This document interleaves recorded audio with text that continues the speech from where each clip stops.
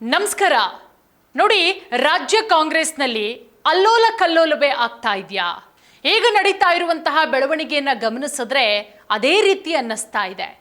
ಹೆಂಗಪ್ಪ ಅಂತ ಹೇಳಿದ್ರೆ ನೀ ಕೊಡೆ ನಾ ಬಿಡೆ ಅನ್ನುವಂತಹ ಪರಿಸ್ಥಿತಿ. ಕಳೆದ 3 ದಿನಗಳಿಂದ ದೆಹಲಿಯಲ್ಲೇ ಠಿಕಾಣಿ ಹೂಡಿದ್ದಾರೆ ಡಿ.ಕೆ. ಶಿವಕುಮಾರ್ ಅವರು.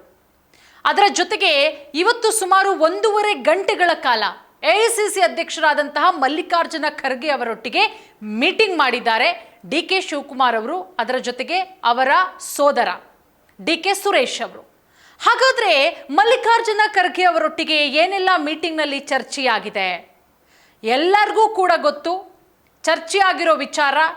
ಈಗಂತೂ ಡಿ.ಕೆ. ಶಿವಕುಮಾರ್ ಅವರ ತಲೆಯಲ್ಲಿರುವಂತಹ ವಿಚಾರ, ನಾನು ಯಾವಾಗ CM ಆಗ್ತೀನಿ, ಕಾಂಗ್ರೆಸ್ ಹೈಕಮಾಂಡು ಯಾವಾಗ ನನ್ನನ್ನು CM ಮಾಡುತ್ತೆ, ಶತಾಯಗತಾಯ ಈ ಟರ್ಮಲ್ಲೇ ನಾನು CM ಆಗಲೇಬೇಕು ಅಂತ ಹೇಳಿ ಪಟ್ಟು ಹಿಡಿದು ಕುಳಿತುಕೊಂಡಿದ್ದಾರೆ.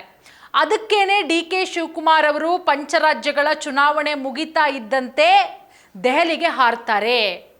ಇವತ್ತು ಎಐಸಿಸಿ ಅಧ್ಯಕ್ಷ ಮಲ್ಲಿಕಾರ್ಜುನ ಖರ್ಗೆ ಅವರನ್ನ ಭೇಟಿ ಮಾಡಿ ಸುಮಾರು 1.5 ಗಂಟೆಗಳ ಕಾಲ ಸಾಕಷ್ಟು ವಿಚಾರಗಳ ಬಗ್ಗೆ ಚರ್ಚೆ ಮಾಡಿದ್ದಾರೆ. ಏನ್ ಮೀಟಿಂಗ್ ಆಗಿದೆ ಮೀಟಿಂಗಲ್ಲಿ? ಹಾಗಾದ್ರೆ ನೋಡಿ, ಒಂದೇ ಬೇಡಿಕೆ ಇಟ್ಟಿರೋದು, ಕಾಂಗ್ರೆಸ್ ಸರ್ಕಾರ ಅಧಿಕಾರಕ್ಕೆ ಬಂದಂತಹ ಟೈಮಲ್ಲಿ 135 ಬಂದಂತಹ ಟೈಮಲ್ಲಿ ಸರ್ಕಾರ ರಚನೆ ಮಾಡುವಂತಹ ಟೈಮಲ್ಲಿ 2.5 ವರ್ಷ ಸಿದ್ದರಾಮಯ್ಯ ಅವರಿಗೆ, 2.5 ವರ್ಷ ನನಗೆ ಅಂತ ಹೇಳಿದ್ರಿ. ಎಲ್ಲಿ? ರಾಹುಲ್ ಗಾಂಧಿ ಅವರ ಸಮ್ಮುಖದಲ್ಲೇ ಆದಂತಹ ಚರ್ಚೆ. 2.75-3 ವರ್ಷ ಆಗ್ತಾ ಬಂತು, ಆದರೂ ಕೂಡ ನನಗೆ CM ಸ್ಥಾನ ಸಿಕ್ಕಿಲ್ಲ. ಕಾಂಗ್ರೆಸ್ ಹೈಕಮಾಂಡು ಈ ವಿಚಾರದ ಬಗ್ಗೆ ತುಟಿ ಬಿಚ್ತಾ ಇಲ್ಲ. ಏನ್ ಮಾಡೋದು ನಾನು ಸ್ವಾಮಿ ಅಂತ ಹೇಳಿ ಈಗ ಅದೇ ವಿಚಾರ ಚರ್ಚೆ ಆಗಿರೋದು. ಈ ಟರ್ಮಲ್ಲೇ ನನ್ನನ್ನು ಮುಖ್ಯಮಂತ್ರಿಯನ್ನಾಗಿ ಮಾಡಲೇಬೇಕು.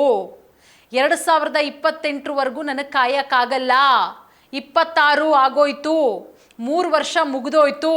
2.5 ವರ್ಷ ಕೊಡ್ತೀನಿ ಅಂತ ಹೇಳಿದ್ರಿ, ಹೋಗ್ಲಿ 2.5 ವರ್ಷ ಕೊಡಕ್ಕಂತೂ ಆಗಲಿಲ್ಲ. 3 ವರ್ಷನೇ ಆಗೋಯ್ತು, ಇನ್ನು ಉಳಿದಿರೋ 2 ವರ್ಷನಾದರೂ ನನಗೆ ಕೊಡಿ ಅಂತ ಹೇಳಿ ಪಟ್ಟು ಹಿಡಿದಿದ್ದಾರೆ. ಡಿ.ಕೆ. ಶಿವಕುಮಾರ್ ಅವರು ಹೆಂಗಿದೆ ಅವ್ರ ಲೆಕ್ಕಾಚಾರ ಅಂತ ಹೇಳಿದ್ರೆ, ರಾಹುಲ್ ಗಾಂಧಿ ಅವರನ್ನ ಮೀಟ್ ಮಾಡದೆ, ಭೇಟಿಯಾಗದೆ ಅವರು ಬರೋ ಥರ ಅನ್ನಿಸ್ತಾನೆ ಇಲ್ಲ. ಶತಾಯಗತಾಯ ನಾನು ರಾಹುಲ್ ಗಾಂಧಿ ಅವರನ್ನ ಭೇಟಿ ಮಾಡಲೇಬೇಕು ಅನ್ನೋ ರೀತಿಯಲ್ಲಿ ಪಟ್ಟು ಹಿಡಿದು ಕುಳಿತುಕೊಂಡಿದ್ದಾರೆ.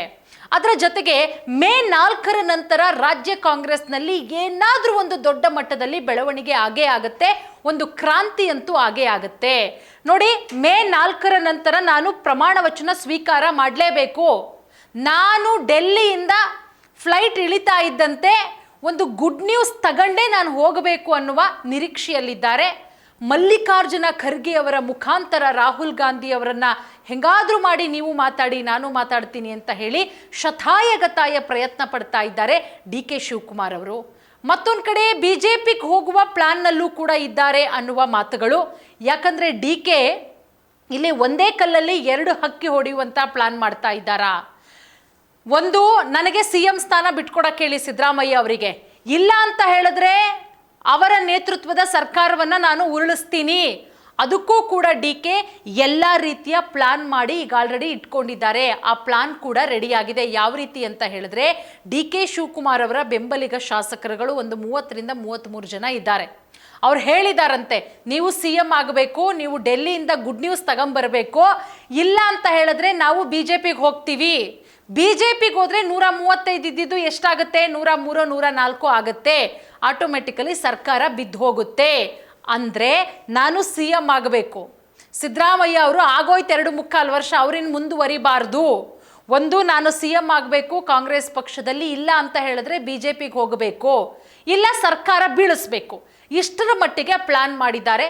ಮಲ್ಲಿಕಾರ್ಜುನ ಖರ್ಗೆ ಅವರ ಮುಖಾಂತರ ಎಲ್ಲೋ ಒಂದು ಕಡೆ ಅವರನ್ನ ಮನವೊಲಿಸುವಂತಹ ಪ್ರಯತ್ನ ಅನ್ನೋದಕ್ಕಿಂತ ಅವರ ಮುಂದೆ ಬೇಡಿಕೆಗಳನ್ನು ಇಡ್ತಾ ಇದ್ದಾರೆ.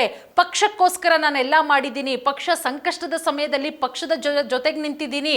ಬರೀ ನಮ್ಮ ರಾಜ್ಯದಲ್ಲಿ ಆದಂತಹ ಪ್ರಾಬ್ಲಮ್ ಅಲ್ಲ, ಬೇರೆ ಬೇರೆ ರಾಜ್ಯದಲ್ಲಿ ಕಾಂಗ್ರೆಸ್ ಪಕ್ಷ ತೊಂದರೆಗೆ ಸಿಕ್ಕಾಕೊಂಡಂತಹ ಟೈಮಲ್ಲಿ ನಾನು ನಿಂತಿದ್ದೀನಿ. ಆದರೆ ನಾನು ಕೇಳ್ತಾ ಇರೋದು CM ಪೋಸ್ಟು. ಯಾಕೆ ಪಕ್ಷ ನನ್ನ ಕಡೆಗೆ ತಿರುಗಿ ನೋಡ್ತಾ ಇಲ್ಲ? ಕಷ್ಟ ಬಂದಂಥ ಟೈಮಲ್ಲಿ ಮಾತ್ರ ಡಿ.ಕೆ. ಅಂತ ಕೂಗ್ತಾರೆ, ಆದರೆ ಇಂಥ ಟೈಮಲ್ಲಿ ಯಾಕಿಲ್ಲ?